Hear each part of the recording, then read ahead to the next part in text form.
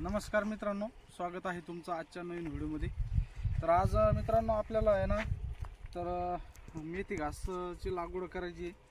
त्यासाठी आपण हे बियाणं आणलेलं आहे, अलमदार बीज या नावानं आहे।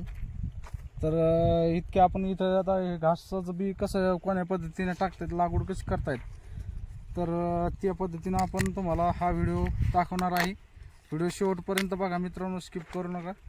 आणि व्हिडिओ आवडलास तर व्हिडिओला लाईक करा आणि चॅनलला सबस्क्राईब केलं नसलं तर सबस्क्राईब करा। तर कोणत्या कशा पद्धतीने आपल्याला याची लागवड करायची ते आपण हा संपूर्ण व्हिडिओ तुम्ही आज बघा। चला तर आपण याला पहिले टाकून देऊ।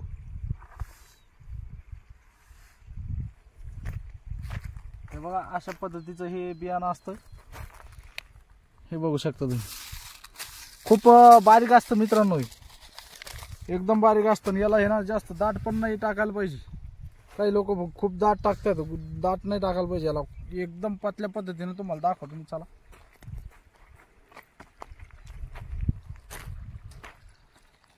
जास्त दाट टाकल्यानं काय होतं मित्रांनो, ते एवढं हे होत नाही, मग समोर चालून खांदाळत नाही ते। अशा पतले यानं टाकायचं एकदम।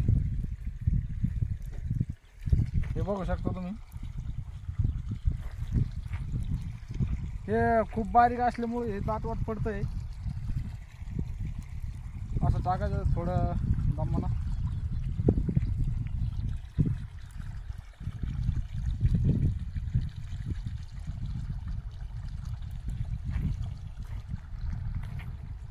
हे बघा, हे खूप बारीक आहे मित्रांनो। याला लगे एकदम स्लो मध्ये अशा पद्धतीने टाकायचं आहे।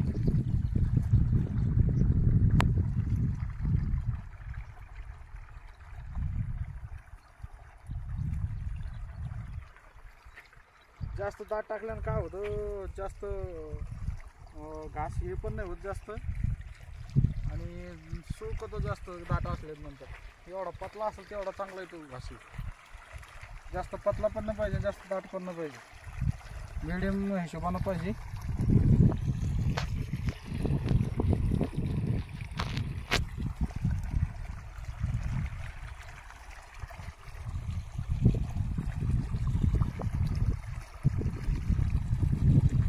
अशा पद्धतीनं तुम्ही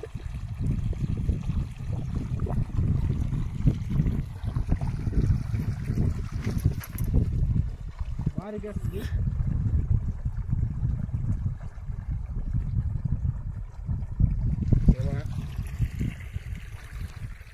खूप बारीक असल्यामुळे ते दिसत पण नाही लवकर।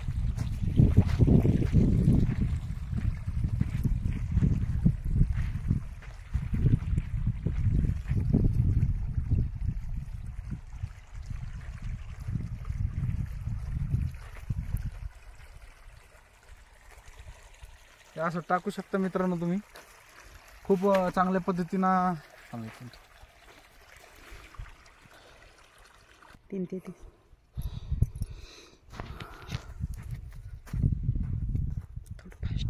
अशा पद्धतीने आपण हे पूर्ण टाकून घेऊया। आता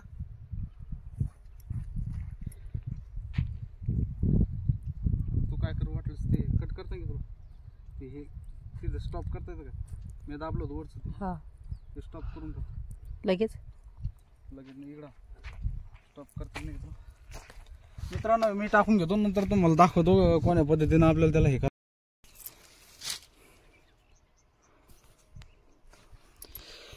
मित्रांनो आता आपला घास टाकणं झालेला आहे, आणि त्याला काय करायचं, अशी झाडणी घ्यायची एक पुराठीची आणि असं करायचं।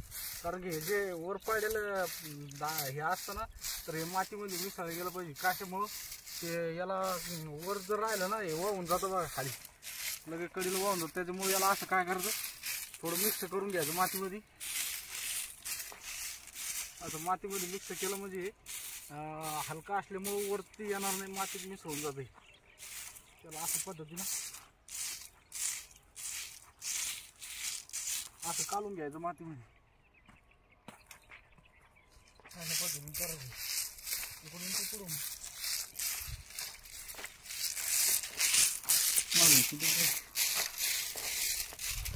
हे बघा अशा पद्धतीने मातीमध्ये काढलं जातं हे असं काढून घ्या त्याला.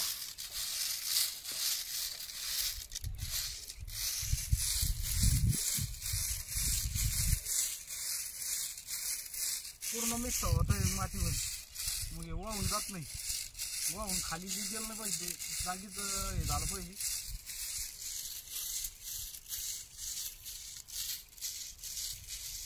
या पद्धतीनं अशा पद्धतीने हे करायचं त्याला.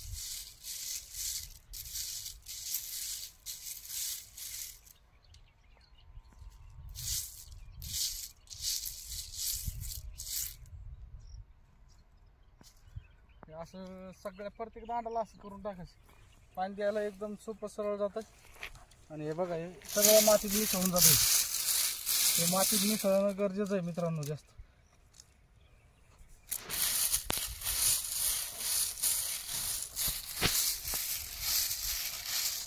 नाहीतर वरती राहिलं ना मग ते डायरेक्ट खाली जातं की बुडाला, ते वरतीला जाऊन बसतं सगळं वरतीवर. अशा प्रकारे आपल्याला झाडून त्याच्या करून घेतलं काढलं आणि करायचं आहे त्याला.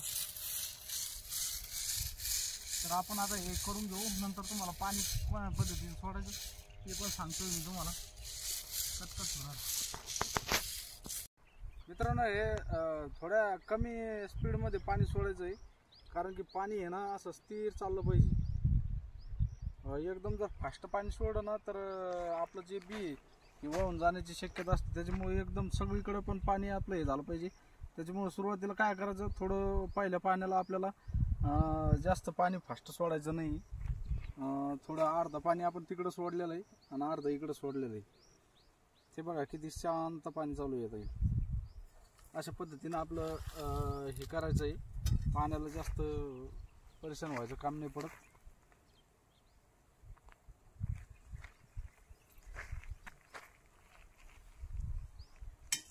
पाणी चालू मस्त आहे ना. हे अशा पद्धतीनं याला भिजून घ्यायचं. आरवार चालतात मस्त. दांडा पण अशा पद्धतीची करायची, जास्त मोठं दांडा नाही पाहिजे याला. जेवढे छोटले असले ना तेवढं मस्त पाणी पण पांगून चालतंय. पुढं चालून पाणी द्यायला पण अडचण येत नाही जास्त. हे बघा तुम्ही आता किती मस्त पाणी चालू आहे दांडाला, पूर्ण दांडाला पाणी पोचतंय.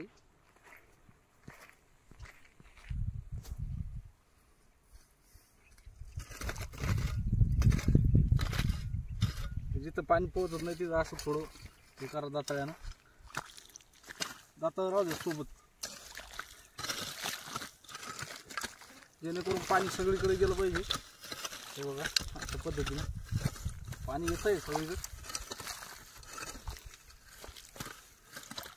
दिली नाही दिली का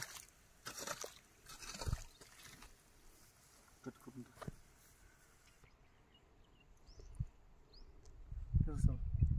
मित्रांनो. अशा पद्धतीनं तुम्ही घासाची लागवड करू शकता. आता लाईट गेली आहे त्याच्यामुळे मी काही पूर्ण तुम्हाला दाखवू शकत नाही, पण अशा पद्धतीने तुम्ही कमी प्रमाणात पाणी सोडायचं सुरुवातीला. जेवढं कमी प्रमाणात सोडसाल तेवढं आपलं आरवार भिजून चालतंय. दांड आणि दांड छोट्याले पाडा आहे बघा, अशा पद्धतीचे दांड पाडा तुम्ही दाखवते ना. जास्त मोठं दांड पाडू नका, जेणेकरून परेशानी होती पाणी द्यायला. पाणी पूर्ण भिजत नाही दांड. आता हे बघा अशा पद्धतीनं आपण भिजवलेलं आहे. तर व्हिडिओ आवडल्यास व्हिडिओला लाईक करा मित्रांनो, आणि चॅनलला सबस्क्राईब केलं नसलं सबस्क्राईब करा. आणि असेच आपल्या चॅनलवरती व्हिडिओ बघायला भेटतील. तुम्ही व्हिडिओ जास्तीत जास्त बघायचा, आणि व्हिडिओ आवडल्यास नक्कीच लाईक करा मित्रांनो. जय जवान जय किसान.